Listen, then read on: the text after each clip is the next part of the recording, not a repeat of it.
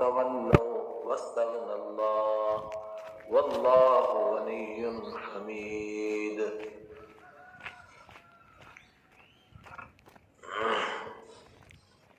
اوپر بے دینی کا بیان ہوا، ہر دور کے لوگوں میں کچھ فرما بردار رہے، کچھ نافرمان رہے، جبکہ اللہ کی طرف سے بندوں کی ہدایت کا مسلسل انتظام کیا گیا۔ اللہ تعالیٰ نے بے دینی کے دو سبب بیان کیے۔ پہلا سبب ذالک بأنہ کانت تأتیہم رسلہم بالبینات، پہلی بات یہ تھی، بأنہ بات یہ تھی، کانت تأتیہم آتے تھے ان کے پاس، رسلہم ان کے رسول، بالبینات صاف صاف معجزے لے کر، صاف صاف احکامات لے کر، صاف صاف نشانیاں لے کر، جس سے لوگوں کو یقین ہوتا تھا کہ یہ نبی سچے ہیں، مگر مانا نہیں۔ کیوں نہیں مانا؟ فقالوا، تو لوگوں نے کہا، ابشر، کیا بشر، یہدوننا، ہمیں ہدایت دیں گے، ہماری رہنمائی کریں گے؟ اور میں نے کل عرض کیا کہ بشر سے مراد انسان، جو اردو محاورے میں بشر کے معنی خطا کار، سیاہکار، بدکار، گنہگار، بھولنے والا، عربی کا اس سے کوئی تعلق، بلکہ عربی میں انسان کے معنی پھر بھی بھولنے والا ہے۔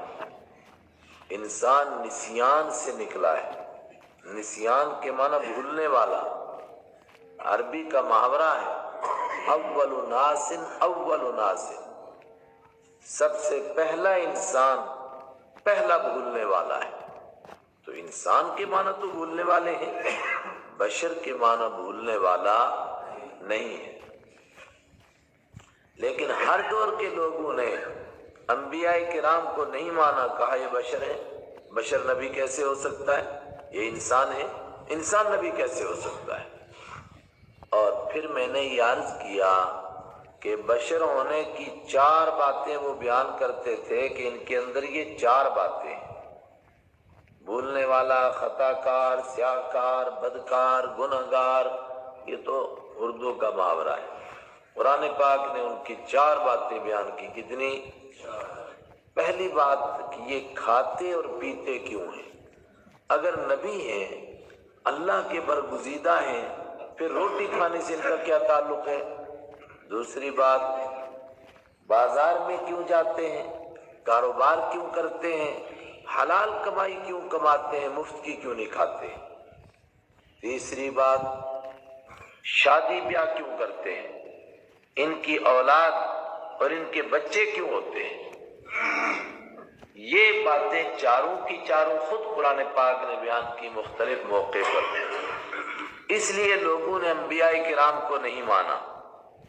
اور یہ بات سب سے پہلے حضرت نوح علیہ السلام سے کہی گئی سورہ ہود میں، آپ نبی نہیں ہو سکتے اس لیے کہ آپ بشر ہیں۔ اس کے بعد حضرت ہود علیہ السلام، حضرت صالح علیہ السلام، یہاں تک کہ میرے اور آپ کے آقا حضرت رحمت عالم صلی اللہ علیہ وسلم کو بھی یہی کہا گیا کہ آپ انسان ہیں، آپ بشر ہیں، اس لیے آپ نبی نہیں ہو سکتے۔ اسی وجہ سے فکفروا، انہوں نے کفر کر دیا، انکار کیا، وتولوا، اور انہوں نے دین سے منہ موڑا۔ تو خدا بھی ان کے انتظار میں نہیں رہا کہ اتنا بڑا طبقہ میرے دین کو چھوڑ کے چلا گیا، اب میرے دین کا کیا بنے گا؟ خدا کسی کا محتاج، منت کش نہیں۔ واستغنى اللہ، اللہ بے نیاز ہو گیا۔ واللہ غنی حمید، اور اللہ غنی ہے، حمید، اللہ تعریفوں والا ہے۔ یہ کل آ چکا، میں نے دوبارہ دہرایا، کیوں؟ ایسی بدبختی آئی آج مسلمانوں میں، ایک طبقہ ایسا پیدا ہوا جو وہی بات کہنے لگا جو ہر دور کے کافر کہتے تھے، نعوذ باللہ، کہ انبیاء کرام بشر ہیں اس لیے رسول نہیں۔ انہوں نے دوسری بات کہی، کہنے لگے کہ انبیاء کو بشر کہنا یہ کافروں کا کام ہے۔ بڑی اچھی بات، کافروں کا کام ہے، آپ کے منہ سے نکل گئی، آپ کی مانے یا قرآن کی مانے؟ میں نے کل آپ کو سورہ حجر کی آیت سنائی، سب سے پہلے انبیاء کرام کو بشر کون کہہ رہے ہیں؟ اللہ تعالیٰ۔ انی خالق ببشر، میں ایک بشر کو پیدا کرنے جا رہا ہوں۔ سب سے پہلے انسان اور سب سے پہلے نبی حضرت آدم علیہ السلام۔ تو آدم علیہ السلام اللہ کے نبی کو بشر کس نے کہا؟ اللہ نے۔ یاد رکھیے گا، میرے اور آپ کے آقا تشریف لائے، قرآن پاک میں 4 جگہ آپ سے کہلوایا گیا، قل، آپ کہیے، قل انما انا بشر مثلکم، آپ کہیے انا بشر، میں بشر ہوں، مثلکم، تمہارے جیسا۔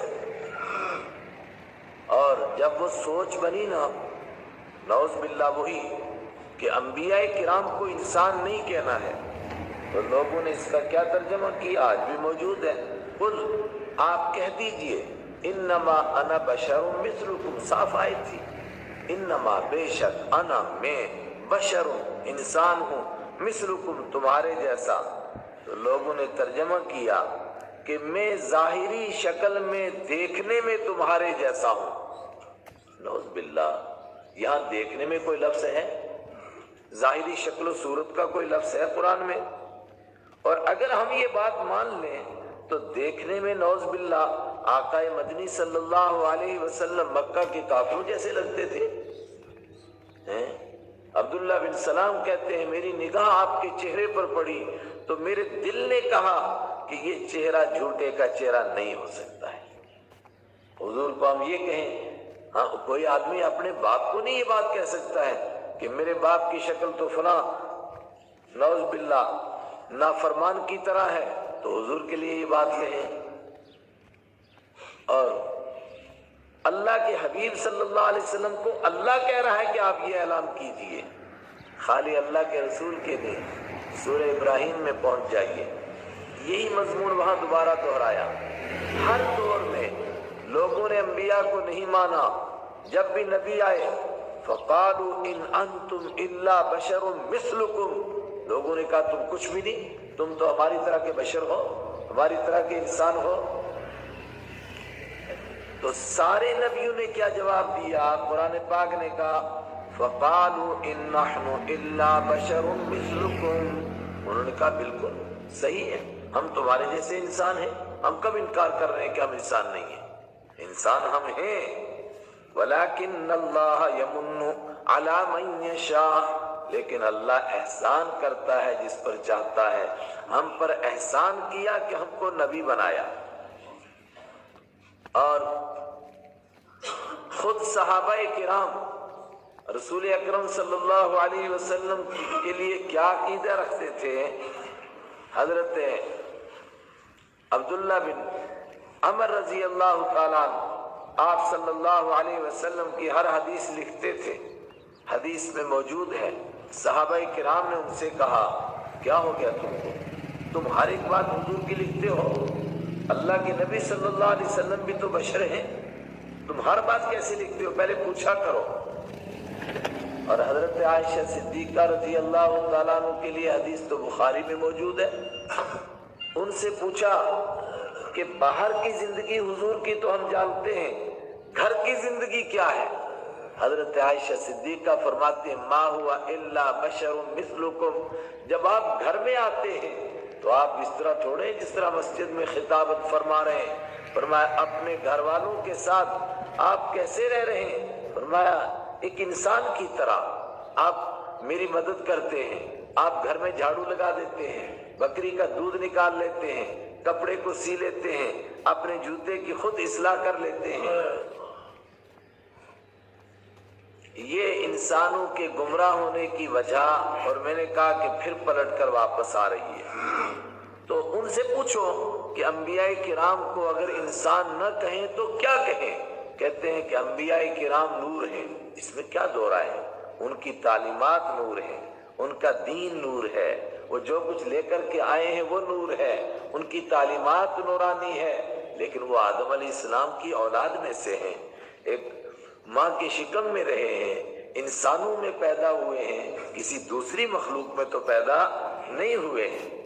یہ وجہ تھی ہر دور کے کافروں کی